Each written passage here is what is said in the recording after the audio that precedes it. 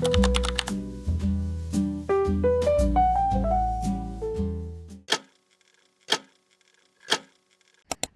আলাইকুম everyone. So অনেক দিন পর মনে হলো কেননা আজকে একটা ডে ব্লগ বানানো যাক। সো আজকে ঘুম থেকে উঠতে উঠতেই আমার অনেক দেরি হয়ে গিয়েছিল। শীতকালে আসলে যতই ঘুমাই না কেন ততই মনে হয় যেন ঘুম পুড়েই নাই। সো ফ্রেশ হয়েই আমি পড়তে বসে যাই। আর তাছাড়া আজকে বাহিরে যাওয়ারও কথা ছিল, সেজন্য তাড়াতাড়ি পড়াও শেষ করতে হতো।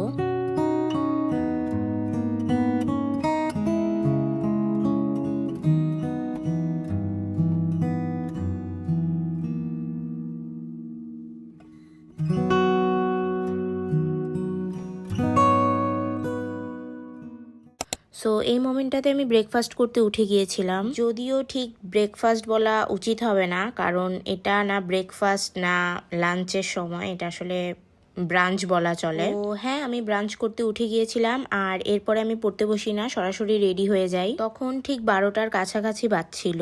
মেইনলি আজকে রবি সিমের কাস্টমার কেয়ারে গিয়েছিলাম।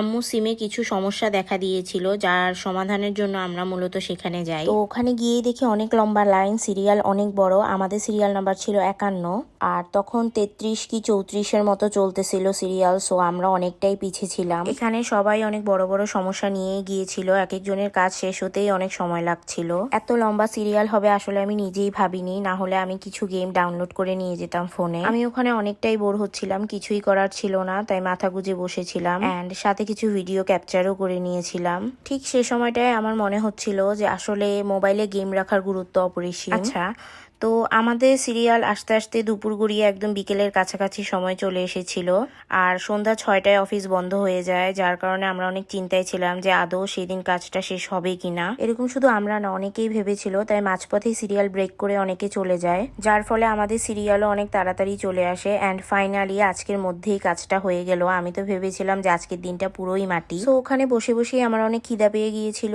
কিন্তু আমরা কিছু করতেও পারছিলাম না। বের হয়েই র্যান্ডমলি একটা রেস্টুরেন্টে আমরা ঢুকে যাই অ্যান্ড সামটাইমস বাইরে কোথাও খেতে আসলে আমার রাইস প্ল্যাটার খেতে একদমই ভালো লাগে না। আজকেও সেম ঘটনায় ঘটছে, আমার একদমই ইচ্ছা করতেছিল না রাইস প্ল্যাটার খেতে। সো আম্মু আমাকে বলে তোমার মন মতো যা ইচ্ছা অর্ডার করো। অ্যান্ড এটার চেয়ে খুশির বিষয় আর কি হইতে পারে। আমার পুরা স্বাধীনতা আছে, আমি যা মন চাই সেটাই অর্ডার করতে পারবো। সো আমি একটা সেট মেনু অর্ডার করি, সেটার মধ্যে অনেক ধরনের আইটেমস ছিল।